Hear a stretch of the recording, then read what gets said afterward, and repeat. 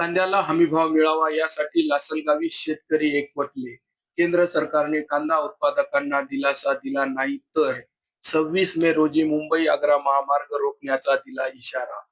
राज्यात कांद्याचे दर कोसळले असून कांदा पिकासाठी केलेला खर्च देखील वसूल होत नसल्याने शेतकरी आर्थिक संकटात सापडला आहे.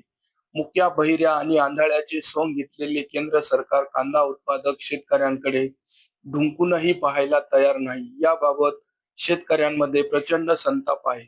कांद्याला मिळणाऱ्या कवडीमोल भावात सुधारणा व्हावी, सरकारने त्यात लक्ष घालावे यासाठी लासलगाव कृषी उत्पन्न बाजार समितीमध्ये आमदार रोहित पवार, खासदार भास्कर भगरे, खासदार निलेश लंके यांच्या नेतृत्वाखाली आंदोलन करण्यात आले. या आंदोलनात हजारोंच्या संख्येने शेतकरी सहभागी झाले होते. सदरचे आंदोलन हे सरकारचे लक्ष वेधण्यासाठी लाक्षणिक स्वरूपाचे असून 26 मे पर्यंत सरकारने कांदा उत्पादकांच्या मागण्या पूर्ण केल्या नाही तर 26 मे रोजी मुंबई-आग्रा महामार्ग रोखून तीव्र स्वरूपाचे आंदोलन करण्यात येणार असल्याचा इशारा आमदार रोहित पवार यांनी सरकारला दिला आहे.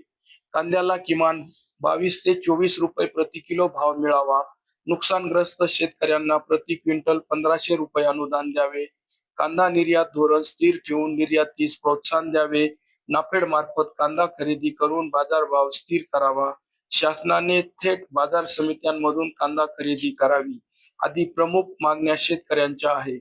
आंदोलन स्थळी शेतकऱ्यांनी केंद्र सरकारच्या ध्येय धोरणाचा निषेध केला. शासनाचा तीव्र शब्दांत धिक्कार केला. गेल्या काही दिवसांपासून कांद्याला कवडीमोल भाव मिळत आहे.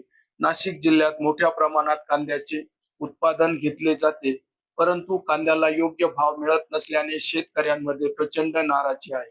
नाशिक जिल्ह्यात कांद्याबाबत छोटी मोठी आंदोलने होत होती, पण त्याचा काडीचाही परिणाम सरकारवर होत नव्हता. परंतु आमदार रोहित पवार यांनी यात लक्ष घालून आंदोलनासाठी पुढाकार घेतल्याने शेतकऱ्यांमध्ये याबाबत प्रचंड उत्साह निर्माण झाला आहे. कांद्याचे आंदोलन रोहित पवारांनी चांगलेच तापवले असून आता तर थेट मुंबई-आग्रा महामार्गावरच आंदोलन करत रस्ता अडवण्याचा इशारा दिला आहे. त्यामुळेच सरकार आता तरी पुढील काही दिवसात कांद्याबाबत शेतकरी हिताचा निर्णय घेणार का, याकडे कांदा उत्पादक शेतकऱ्यांचे लक्ष लागून आहे.